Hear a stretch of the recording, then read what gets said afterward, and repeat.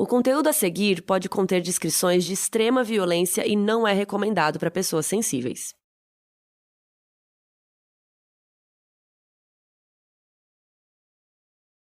Olá, pessoal! A gente está começando mais um episódio do Modus Operandi, o podcast que eu apresento. Eu sou a Bel Rodrigues, junto com as rainhas. Eu sou a Carol Moreira. E eu sou a Mabê. E hoje a gente vai falar sobre o Jeffrey Lionel Dahmer. Vocês podem seguir a gente também no nosso @moduspod, no Instagram e no Twitter. Então vamos começar o caso de hoje, meninas, que é um caso bem nojento e, de certa forma, bizarro. Eu acho que é legal a gente avisar que esse episódio é mais pesado porque a gente vai falar de necrofilia e canibalismo. Pedofilia, parafilia. Todas as filias que você quiser. Necrofilia. Nossa, é verdade. Então assim, se você não gosta dessas coisas tão pesadas, acho que esse episódio não vai ser pra você. Porque o Dahmer era um cara bem doido, né? Eu acho que a gente pode falar que ele era doido mesmo. É. O famoso doido. O famoso doido. Então, o Jeffrey Lionel Dahmer foi um serial killer americano muito famoso, principalmente por isso, né? Porque ele era canibal e necrófilo, então ele matava as pessoas e depois ele comia os órgãos, bem Hannibal Lecter. Ele fazia picadinho, botava tempero, real, assim. Inclusive, ele não temperava com sangue, porque ele dizia que sangue tinha gosto ruim. Daí ele preferia temperar com temperos, de fato, e não com sangue das pessoas.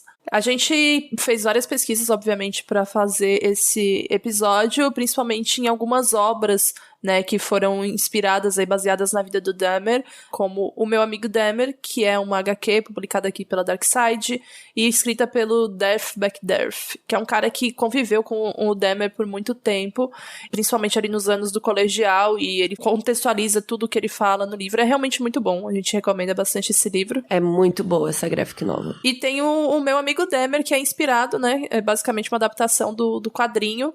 O que eu gosto nesse filme é que ele aborda o antes de tudo começar. O filme acaba exatamente quando o Dahmer escolhe a primeira vítima, né? Então eu acho muito interessante porque não é um filme sobre o que ele fez, sabe? É sim sobre quem ele era antes de se tornar o serial killer Jeffrey Dahmer. Então eu acho interessante abordar esse ponto, que não é sensacionalista, sabe? Não é aqueles filmes hollywoodianos. Então.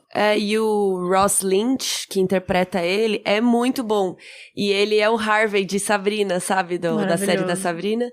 E ele também era de uma série infanto-juvenil, que é o Austin e Ali.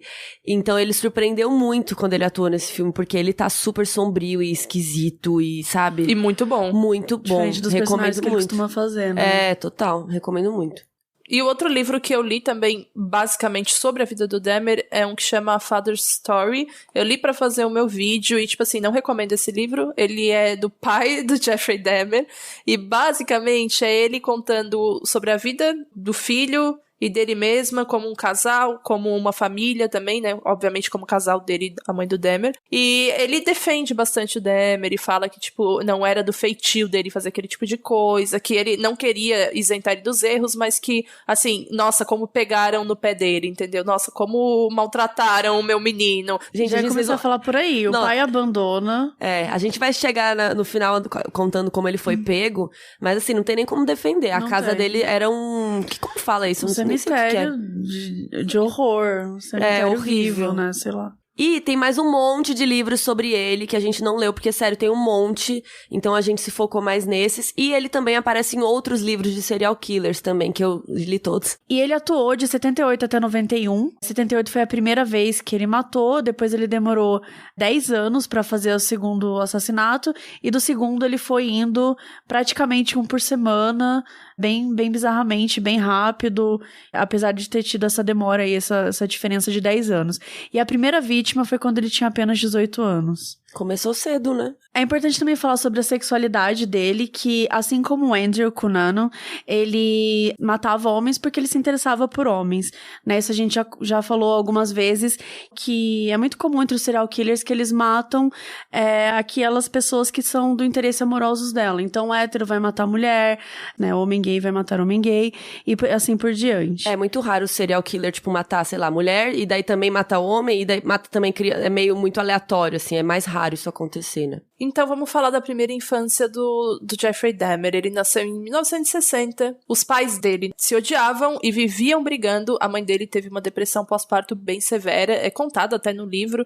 É representado em desenho, né? Obviamente, porque é uma graphic novel. Então, os quadrinhos que tinha a mãe dele era sempre muito triste. Eu não sei se a Carol também sentiu isso, mas eu senti que era muito triste porque a gente conseguia sentir a ausência dela ali, sabe? Presente. Porque, ok, ela ficava o tempo inteiro num cômodo totalmente diferente do próprio filho. Ela também não queria o filho, tanto que quando ele tentou nascer, ela tentou empurrar de volta, né? É de se esperar que ele tivesse uma relação melhor com o pai, né? Já que com a mãe tinha uma barreira tão grande, mas também com o pai ele não tinha uma relação tão boa. Basicamente, ele não tinha amigos, não tinha quem contar da família e vivia isolado.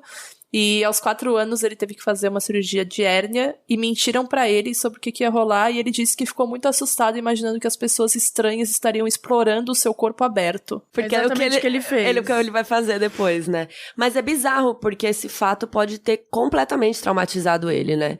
De, tipo, depois ele ter descoberto o que era uma cirurgia e o que fizeram com ele e tal. E isso com certeza ficou fixado na mente dele. Não que todas as crianças que são operadas cedo, sei lá, tenham esses traumas. Mas de acordo com isso que a Bel falou, da família e tal, faz todo sentido ele ter ficado, tipo, desconfiado dos pais e, né, e obcecado com esse assunto. De novo, a gente tá falando de um caso aqui que a pessoa não tem amor, não tem nenhum tipo de afeto, não tem carinho, não tem companhia. Tá ficando até repetitivo, Exato. Né? Porque é sempre. É sempre isso. E aí, quando ele já tava com 6 anos, a mãe dele teve outro filho. E aí eu acho que isso também deve ter traumatizado bastante ele. E aí eles, ao mesmo tempo, a mãe dele ficou, né, nasceu o irmão dele, eles se mudaram de cidade e ele entrou pra escola. Então, tipo, muitas mudanças na vida de uma criança de uma vez, né? Uma criança que já era traumatizada. E aí o pai dele até disse que nessa época ele ficou muito mais tímido, mais na dele, mais introvertido, que ele ficava muito tempo em silêncio. Imagina uma criança de 6 anos. Sim. Gente, eu tenho um primo que com 6 anos era a idade mais infernal. Ele não parava, sabe assim, aquela criança louca? Como que um menino de 6 anos ficava tanto tempo em silêncio, sabe? Isso não tá certo. E chegava a ficar monossilábico, né? Os pais desconfiavam. Primeiro achavam que ele era incapaz, aí tinha algum tipo de distúrbio, alguma coisa assim. Levaram em médicos, não tinha nada. Ele simplesmente só não tinha amor e carinho, entendeu? E os pais achavam que era algo genético, algo que ele nasceu assim, mas não. Achavam que ele era autista e várias outras coisas.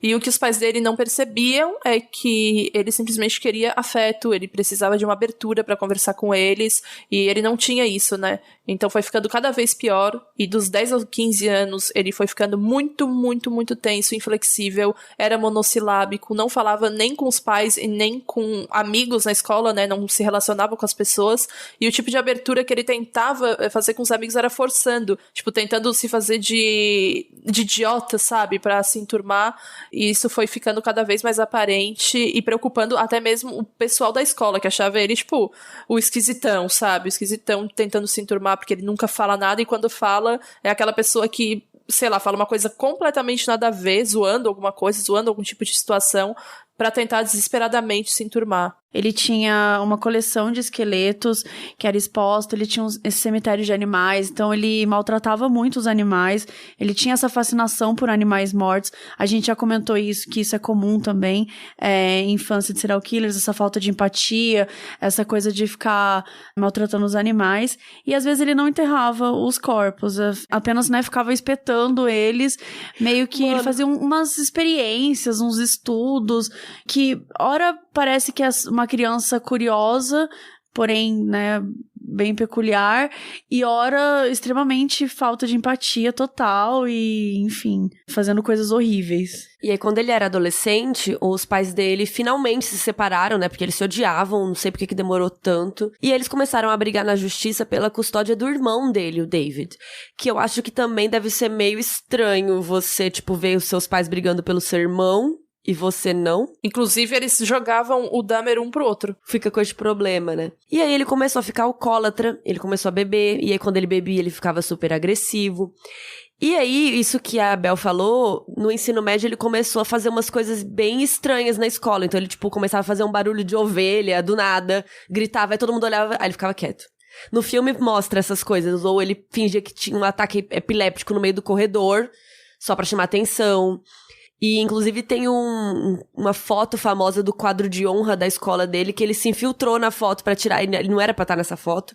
O fotógrafo ficou puto e rabiscou a cara dele da foto, porque não tinha como tirar outra. E aí ele falou em entrevistas, né, que ele já tinha essas fantasias de mutilação, de tortura. Ele já tava começando a imaginar essas coisas. E ele já fazia com os animais, né? Mas ele já tava pensando sobre isso. E esse é o motivo pelo qual ele começou a beber, né? Ele bebia pra tentar lidar ou pra tentar esquecer essas fantasias que ele tinha. Então ele tava bebendo demais, e o pai dele meio que falou, você arranja um emprego ou você vai pro exército. E ele foi servir na Alemanha, né? Ele ficou 2 anos lá. E foi nessa época que ele cometeu o primeiro crime. Então, ele foi dispensado 2 anos depois por alcoolismo, ou seja, a situação era muito severa, né? E quando ele voltou, ele foi morar com a avó dele. Justamente porque não queria nenhum tipo de contato com os pais e sabia que os pais também não queriam ver ele. Ele nem chegou a procurar e falar, olha, oi, tô aqui. E por isso que ele já foi com a avó, que também não era lá, assim, a maior fã dele, mas falou, beleza, fica aí. E aí, quando ele voltou da Alemanha, ele foi preso por desordem e embriaguez. Eu amo esse termo da polícia. Desordem e embriaguez. Em 86, ele foi preso por exposição indecente, porque ele se masturbou na frente de 2 garotos. Em 88, ele levou um menino laosiano de 13 anos para casa, dopou ele e o molestou. E depois ele foi sentenciado a 5 anos de condicional por esse crime. E no primeiro ano, ele dormia na prisão, mas ele podia sair todo dia para trabalhar. E aí, em março de 1990, ele já ficou livre. E então, assim, depois que ele ficou solto, aí realmente o bicho pegou. E aí ele já mostra um tipo de parafilia, né? Que ele era exibicionista, então ele chegava e começava a se masturbar na frente de meninos, principalmente meninos mais novos, justamente porque ele falou numa entrevista depois, né? Depois de ser preso já, que ele queria mostrar para aqueles meninos dessa forma que aqueles meninos poderiam gostar de homens também, que era tudo ok. Então a gente já via que a cabeça dele já tava muito, muito além, muito no emaranhado muito grande, entendeu? Para as outras pessoas entenderem ou simplificarem aquilo que já tava passando na cabeça dele. E aí, quando ele ficou livre, realmente, depois dessa prisão, que tudo começou a ficar muito mais obscuro, e ele começou a frequentar bares gays, né? Saunas gays. Então ele conhecia vários homens, paquerava, rolava aquele, né, o famoso contatinho. Depois ele levava esses caras pra casa, falando pra ir lá tomar uma cerveja, pra tirar fotos, porque ele contava pra esses caras que gostavam muito de tirar fotos e tal. E inclusive quando chegavam na casa dele tinha, né, várias fotos expostas e tal, mas não as fotos que ele realmente gostava de tirar, que eram fotos de órgãos.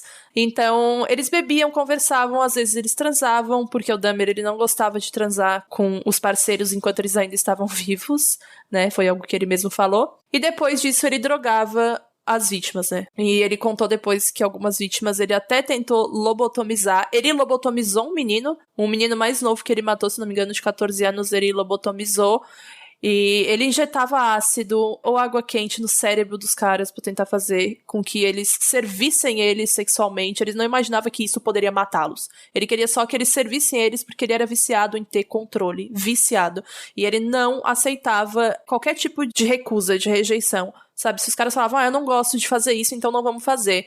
Ele matava. Porque ele sabia que com esses caras mortos, ele ia conseguir fazer o que ele quer. Que era simplesmente atingir o orgasmo, era se satisfazer. Pra ele, a preliminar já era matando os caras, fazendo todo o ritual que ele fazia e depois transando com eles, com os cadáveres e alguns até com o cadáver aberto mesmo. Então esse era o modus operandi dele, né? Ele ia lá no bar, pegava as pessoas, levava pra casa, às vezes conversava, às vezes não, alguns ele drogava, outros tentava lobotomizar, e depois ele matava eles estrangulados com as mãos e às vezes com uma tira de couro. Então esse é o modus operandi, é como ele gostava de pegar as vítimas. Mas agora a gente vai pra parte que é realmente o mais pesado, que é a assinatura e os rituais que ele gostava de fazer. Ele retalhava os corpos, abria a pessoa inteira, né, de uma forma bem específica, ia tirando foto desse processo, como a Abel comentou, ele gostava de tirar foto dos órgãos, então ele se masturbava sobre o corpo, com o corpo aberto, às vezes transava com ele, a gente tá falando aí de necrofilia, então às vezes ficava com o corpo por dias, ele fazia esses testes, né, essas coisas que eles... Experimentos, né, que ele chamava, e ele fazia todo tipo de bizarrice com isso. Ele diz disse que o quentinho do abdômen aberto era muito gostoso pra ele, dava muito tesão nele. Tanto que às vezes ele transava com a barriga aberta da pessoa, tipo, enfiava o pênis dentro da barriga dos órgãos da pessoa, e aí ele gozava muito, e ele fazia isso por dias, e não só transava dentro do órgão, mas também transava, tipo, fazia sexo oral no pênis da vítima, e outras coisas assim. E os troféus dele eram macabros. Então, crânios, esqueletos, guardava os órgãos na geladeira, ele guardava partes. Então, quando ele foi preso, ele disse que estava guardando o coração para comer mais tarde. Como a Abel falou, ele não tinha essa coisa de temperar com sangue, ele queria temperar com temperos. Então, para ele, o ato de matar, de esquartejar, de mutilar, de transar com uma pessoa depois de morta, era todo o ritual dele, tudo que ele fazia parte daquele processo dele, e ele conseguia sentir prazer em momentos completamente... Ele curtia todas as partes do processo, eu acho, né? Mas o foco dele era o corpo lá, né? Pra ficar lá disponível. Sim. Então, depois que ele transava o suficiente e, tipo, meio que já não tinha mais o que fazer, a pessoa começava a apodrecer, aí ele esquartejava, então ele picava a pessoa inteira, e aí ele falava assim, o pé eu não vou querer. Aí ele derretia com ácido. O coração eu vou comer mais tarde. Aí ele guardava na geladeira, botava num saquinho. Esse crânio hoje, eu acho que vou fazer um crânio, vou pintar aqui, vou pôr aqui na parede. Então ele ia picando e decidindo o que ele ia fazer com cada parte da pessoa.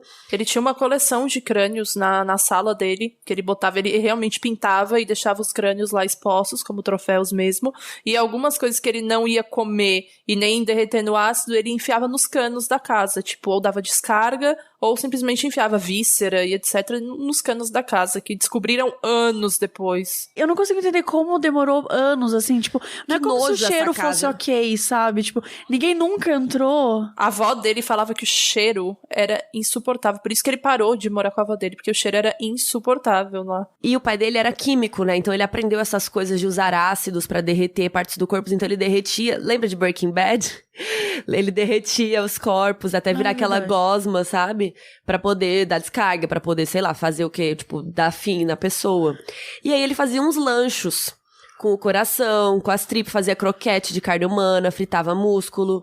Inclusive, quando ele foi preso, tinha um pênis picadinho na bandeja, assim, na tauba, como diz minha avó, na tábua prontinho pra ele fritar. E tinha dentro da geladeira pênis no formol, né? Tipo, tinha membros no formol que ele guardava, sabe, pote em conserva de palmito, pepino. Então, ele tinha de pênis Por e de você falou palmito membros. e pepino? É porque geralmente a gente tem isso em conserva, ou azeitona, ovo de codorna e tal. E ele tinha membros do corpo humano, né, gente? Gente, bizarro. E se você for mórbido o suficiente, você ouvinte, você pode colocar no Google, que tem todas essas fotos no Google. Tem? Eu nunca olhei. Obviamente eu não aconselho, se você não tiver estômago, né, pra fazer isso, porque as fotos são bem, bem explícitas. E aí ele disse que ele comia as vítimas dele porque ele achava que elas viveriam de novo, por meio dele. Só que lindo, se você não tivesse matado elas não precisariam viver de novo, né? Exatamente. Só queria falar isso. Inclusive, quando ele comia, ele ficava de pau duro. Ele ficava excitado ao comer também, que era outra parte do ritual, dessa assinatura dele. O canibalismo, né? Mais um processo aí. E teve uma vítima que ele removeu a pele inteira da cabeça e ficou com um crânio de troféu. Então ele queria transformar a casa dele num santuário, cheio de troféus, incensos, pra atrair good vibes, segundo ele, né? Pra melhorar a vida dele. Mas, obviamente, isso era uma casa fedida do caralho. Como que ele acha que isso vai atrair coisa boa? Tipo, ele falava, era pra melhorar minhas finanças. Ele queria fazer, tipo, um santuário. Eu imagino, tipo, uma igreja, sabe? Que tem várias coisinhas, Exato. tem santinhos. E aí, no caso dele, eram coisas mórbidas, assim. Nada fazia sentido. Não faz sentido. Apenas. E aí agora a gente pode falar das vítimas, né? Mas como foram 17 vítimas, e são muitas, infelizmente, a gente vai só destacar 3 casos que foram bem marcantes. Começando pela primeira vítima dele, que foi o Stephen Hicks, e em setembro de 78 foi quando ele morreu. E a primeira vítima até foi um pouquinho antes dele ir para a Alemanha, para o exército, como a gente já comentou, e foi logo depois também que a mãe dele abandonou ele e ele cometeu daí o crime. Ele deu carona pro Steve, que o Steve inclusive estava voltando de um festival de música, se não me engano naquela época, né gente, ainda tava naquela vibe hippie e tal, ali no final dos anos 70, tinha muitos festivais, e aí o Dahmer tava passando de carro, viu um cara pedindo carona, e deu carona pro Steve.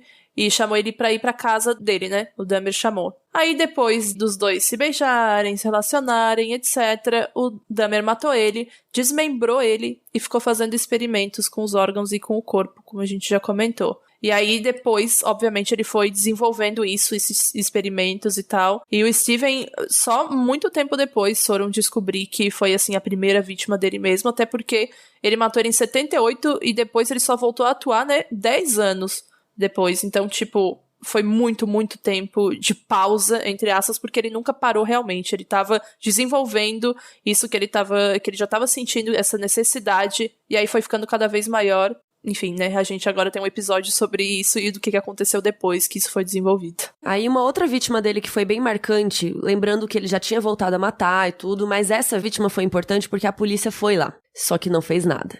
Em maio de 1991, o Conerak Sinthasomphone, ele tinha 14 anos só. E a história é que 2 meninas chamaram a polícia porque viram esse cara, que era asiático, correndo pelado e sangrando na rua. E ele tava correndo do Dahmer. E aí a polícia foi lá, mas a vítima tava meio drogada. Ele não tava conseguindo explicar o que tava acontecendo direito, porque, né, o Dahmer tinha drogado ele. E aí o Dahmer, calmíssimo, falou assim, não, nós somos um casal. Ele não é menor de idade, ele tinha 14 anos. Ele não é menor de idade. A gente teve uma briga aqui, mas a gente de boa. E a polícia falou que ele tava calmíssimo, assim, normal. A polícia foi lá na casa dele, deu uma olhada assim de leve. Não viram nada estranho, a roupa da vítima tava ali dobradinha em cima do sofá, e eles acharam que tinha um cheiro meio estranho. E foram embora. E aí é óbvio que o Conerak, infelizmente, virou uma outra vítima do Dahmer. 14 anos, gente. Só 14 anos. Eu fico, assim, sério, eu acho revoltante. As polícias foram lá, tipo, uma criança correndo ensanguentado. Cara, 14 anos. E você volta, E na sabe? foto do menino, dá pra ver que ele não era maior de idade, certeza. sabe? Dá pra ver. E, tipo, você sente um cheiro estranho na casa e você não investiga nada. E rola muita homofobia, né? Tipo, tem essa discussão de que os policiais fizeram piadinhas também. Então, enfim, a gente tá falando dos anos 90. Então, é óbvio que isso pode ter prejudicado também. Talvez, se fosse um casal hétero, bem entre aspas, casal, mas talvez eles pudessem ter tido mais preocupação de investigar. Talvez eles tivessem mais preocupação. Talvez até não, né?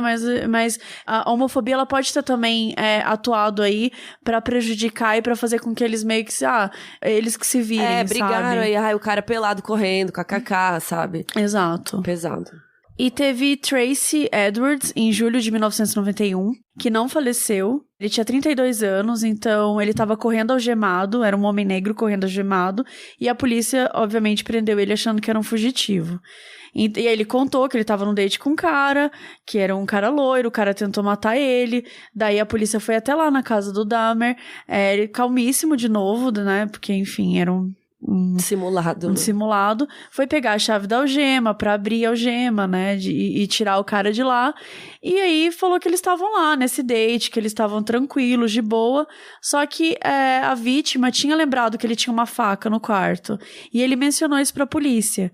E aí a polícia achou melhor averiguar, entrar junto e tal. E foi aí que eles finalmente descobriram tudo. É que quando o Dahmer falou assim, vou lá dentro pegar a chave da algema, a vítima pegou e falou assim, cara, mas ele tem uma faca lá dentro. E aí, nisso, a polícia resolveu entrar. Ou seja, a polícia não ia entrar. Não ia entrar. Até então. E aí, eles viram um nojo que era a casa dele. Eu não consigo pensar o que é pros policiais acharem que era só um cara com um fetiche estranho, né? Algemou um cara, tal, um fetiche bizarro, tal, mas até aí, beleza. Mas por que a pessoa estaria correndo na rua, sabe? Não, então... Mesmo que fosse um fetiche. Exato. Deu algum problema, deu alguma treta aí, mas eu fico pensando como é que foi achar isso e entrar e ver todas as coisas macabras, assim, porque, é uma visão que...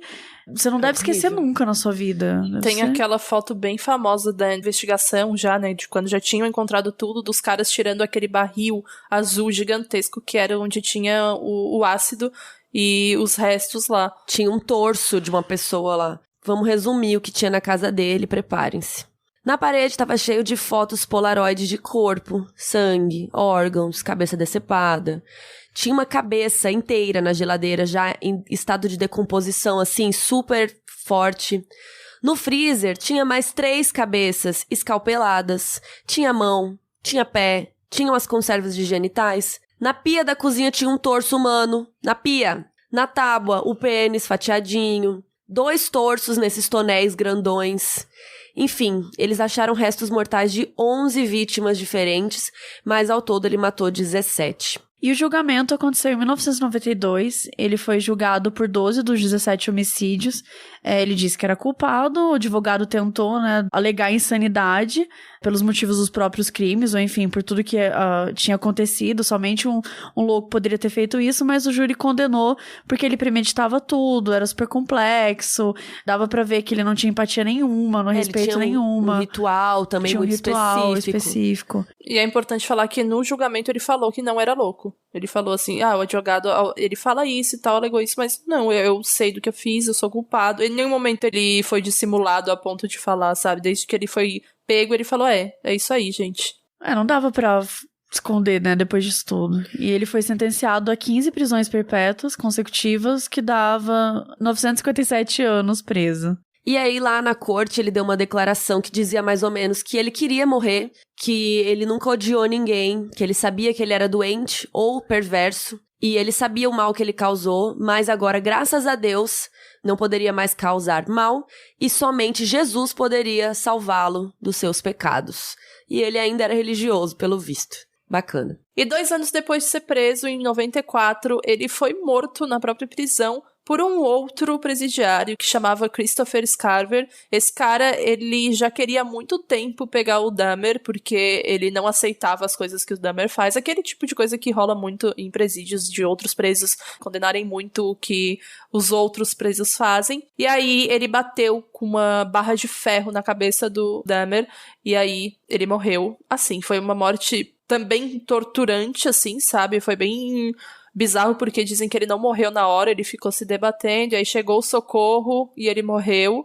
E também acho que é curioso falar aqui que o cara que denunciou ele, o Tracy Edwards lá, que chegou e correu pra polícia, em 2011 ele foi condenado por homicídio, né? E eu sempre que eu li essa notícia, sim, ele foi condenado. Conte E eu sempre, mais. quando eu li a notícia, eu fiquei pensando, putz, será que ele nunca superou tudo o que aconteceu? Será que o trauma ficou eternamente nele a ponto dele não conseguir mais viver? Porque ele já tinha dado outras entrevistas antes, quando pesquisavam sobre a vida do Dahmer, ele falava que até hoje aquilo assombrava ele, tudo o que aconteceu, principalmente porque foi por muito pouco que a polícia não acreditou nele, sabe?